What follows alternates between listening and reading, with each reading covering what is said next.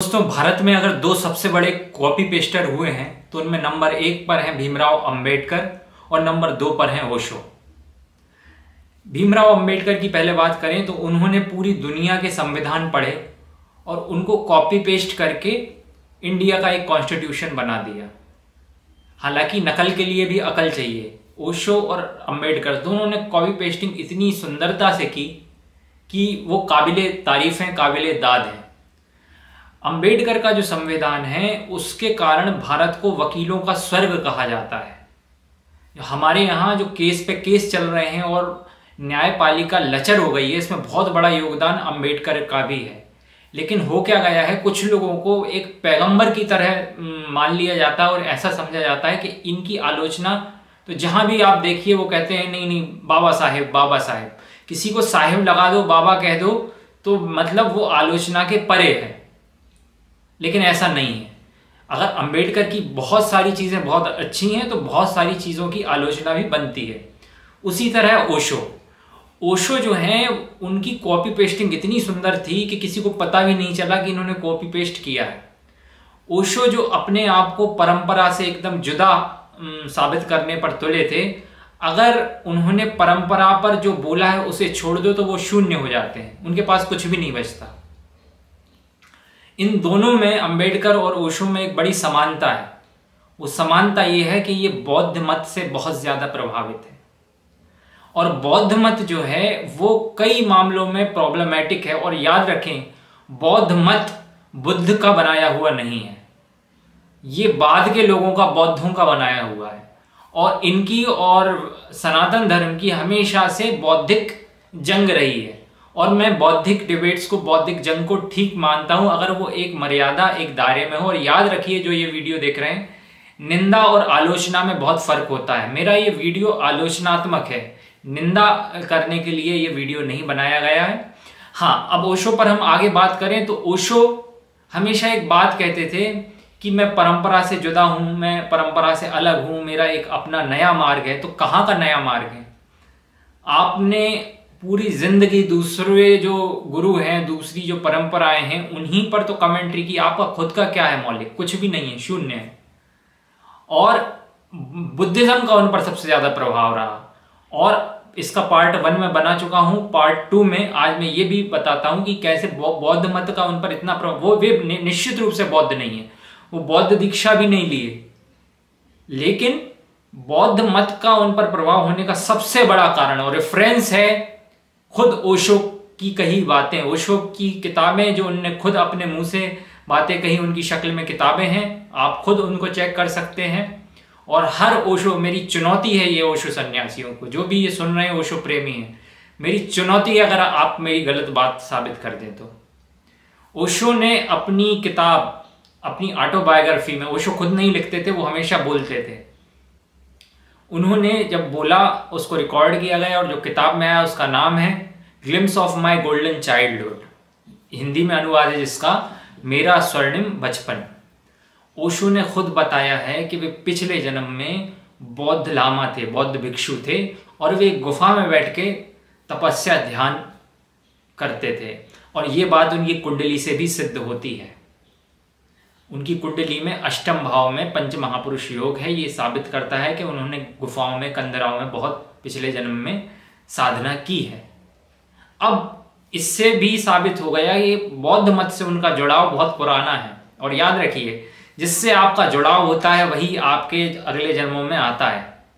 अचानक से कोई किसी से प्रभावित नहीं होता और ओशो जैसा आदमी तो ऐसे अचानक होता भी नहीं। तो उनके पूरे जीवन में इस बुद्धिज्म ने जो प्रभाव डाला वो उनके नामों में भी आया। अब मैं आपको बहुत इंटरेस्टिंग चीज बताना चाहता हूं, ओशो कैसे शब्दों से खिलवाड़ करते थे। ओशो ने अपना जो नाम रखा ओशो, वो कहते हैं कि विलियम जेम्स, एक जो फिलोसोफर था काफी बड़ा अमेरिका का, जिसने साइकोलॉजी को एक सिस्टमैटिक स्टडीज बनाया। अदरवाइज पहले साइकोलॉजी और फिलोसफी साथ साथ पढ़ाए जाते थे, फिर बाद में उसको साइकोलॉजी को अलग से पढ़ाया जाने लगा। विलियम जेम्स, अब हम लोग तो जानते नहीं हैं, हम लोगों ने तो पढ़ा भी नहीं है, हम तो जो ओशो कह देते हैं एकदम अंधाधुंध मान लेते हैं, ओशो वाले भी मान लेते हैं। तो ओशो कहते हैं कि विलियम जेम्स का जो शब्द है ओशियनिक, जो विलियम जेम्स ने दिया, ये बात सच है। विलियम जेम्स ने ओशियनिक शब्द को आध्यात्मिक अनुभूति के लिए इस्तेमाल इस तरह किया कि जैसे ओशियन है, महासागर है, वैसे ही ये आध्यात्मिक अनुभव है।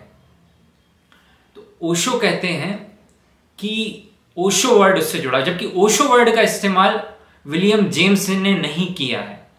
अब सवाल ये उठता है कि ये ओशो वर्ड फिर ओशो के जहन में कहां से आया? ओशो कोई साहित्यकार तो थे नहीं, कवि तो थे नहीं। दूसरे कवियों की बहुत कॉपी पेस्ट की उन्होंने, गालिब पर पूरा भर मारा है उन्होंने, अपने जो भक्ति सूत्रों पर, भक्ति पदों पर जो उनकी रचनाएं हैं उनमें टोटल गालिब कॉपी पेस्ट हैं। इसलिए मैंने कहा इंडिया में दो ही सबसे बड़े कॉपी पेस्टर हैं, एक भीमराव अंबेडकर और दूसरे ओशो। तो जब ओशो वर्ड पर आप जाएंगे डिटेल में, उसका लिटरल मीनिंग आप चेक करेंगे तो आप चौंक जाएंगे। ओशो वर्ड का मतलब होता है ज़ेन, जो प्रीस्ट होते हैं। ज़ेन यानी बुद्धिज्म की एक ब्रांच है ज़ेन, जापान में बहुत उनके फॉलोवर होते हैं। उनका जो एक बड़ा धर्मगुरु होता है, और याद रखिए ओशो बार बार सिद्ध करते हैं कि वो धर्मगुरुओं के खिलाफ हैं, वो एक नई परंपरा के प्रतिपादक हैं, लेकिन उनका खुद का नाम ओशो, एक धर्मगुरु जो है, ओशियनिक वगैरह ये सब लफाजी है, ये ओशो ने खुद क्रिएट किया है। ओशियनिक वाला ये जोड़ा है मामला। वो ज़ेन से इस कदर प्रभावित थे कि एक तो उन्होंने नाम भी ज़ेन परंपरा का उठाया, कॉपी पेस्ट किया। दूसरी चीज, ज़ेन से प्रभाव उनके जीवन के अंतिम क्षणों में भी दिखता है। ज़ेन असल में ध्यान की बहुत बात करते हैं, और याद रखिए आलोचना है। मैं ज़ेन परंपरा के भी कई प्रयोगों को अच्छा मानता हूं, कोई उनको इस्तेमाल करे जीवन आनंदित रहने के लिए, जिसको जो मार्ग रुचे वो उसके लिए स्वतंत्र है। ओशो के भी कई कंट्रीब्यूशन है, हम उन पर बात करेंगे। लेकिन जो ओशो खुद क्लेम करते थे वो कई चीजें जो सही नहीं है और वो गलत है, मतलब वो अब गलत झूठा दावा है, मैं उसको एक्सपोज कर रहा हूं। जो उनकी अच्छी चीजें हैं वो हम डिस्कस करेंगे, मैंने पहले भी डिस्कस की है, मेरे कई वीडियो में डिस्कस की है। लेकिन जो ओशो के शिष्य हैं वो उनको पूजें, भजें, प्रेम रखें। भाई गुरु को मान लिया, प्रेम है आपका, लेकिन ओशो ने ये कहा है कि भाई मेरी बातों को जो है तर्क की दृष्टि से भी देखो, तो हम देख रहे हैं, तो आप उसको भी अपने गुरु की बात को भी रिस्पेक्ट करें, और इस चीज को आप अगर आपके पास तर्क हैं तो रखें, नहीं तो इस बात को स्वीकार करिएगा।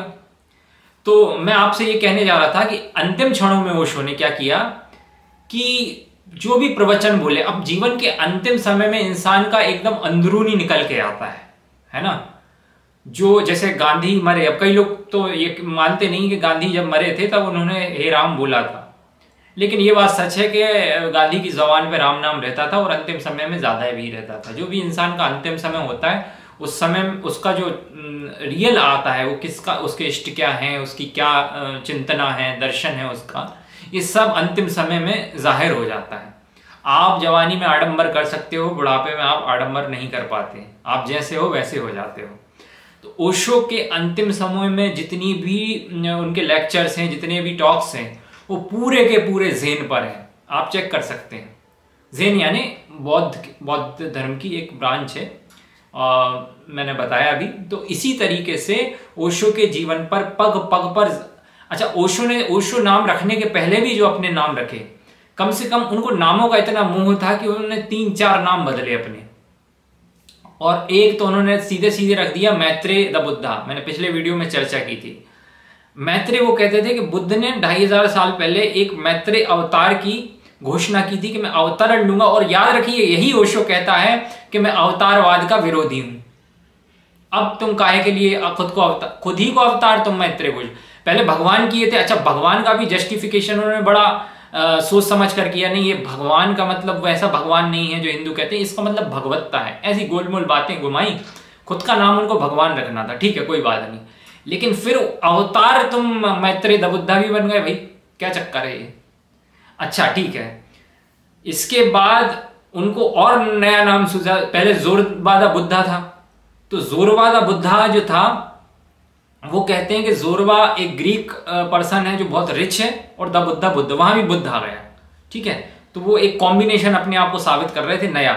फिर उनको कहीं ना कहीं क्लिक किया कि नहीं यार ये नाम जो है प्रॉब्लमेटिक हो सकता है, तो अंत में उन्होंने ओशो नाम चुना, जो फिर अगेन बौद्ध मत का है। तो मैं जैसा बता चुका हूं कि पास्ट लाइफ में वो एक बौद्ध साधक रहे और इसलिए इस जन्म में उन पर बौद्ध मत का बहुत बड़ा प्रभाव है। हालांकि वे खांटी बौद्ध नहीं है, नहीं तो वे परमात्मा, क्योंकि बुद्धिस्ट लोग परमात्मा को मानते ही नहीं है। ओशो ने बार बार परमात्मा की बड़ी सुंदर चर्चा की, जो निर्गुण निराकार हमारे यहाँ सनातन परंपरा में परमात्मा के भक्त हुए हैं, जैसे कबीर साहब हुए हैं। तो ओशो ने उनकी बड़ी सुंदर, जब वो करते हैं तो बहुत डूब के करते हैं और इतना सुंदर कोई नकली तो नहीं कर सकता। तो निश्चित रूप से वो खांटी बौद्ध नहीं है, लेकिन मेरा कहना वही है, उन पर बौद्ध मत का बहुत बड़ा प्रभाव है और कॉपी पेस्टिंग में भी एक नंबर थे।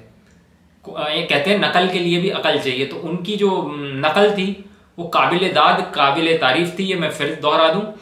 अगले वीडियो में हम बात करेंगे ओशो के कुछ झूठ, और झूठ भी इतने जो ओशो से हम अपेक्षा नहीं कर सकते थे कि ओशो इस स्तर के झूठ बोलेंगे। और बहुत, मैं कह रहा हूं ना कि बहुत छिछले लेवल के झूठ हैं उनके, और विदाउट एनी तर्क वगैरह का उसमें दूर दूर तक कोई लेना देना नहीं है। तो तब तक के लिए आप जुड़े रहें। नमस्कार।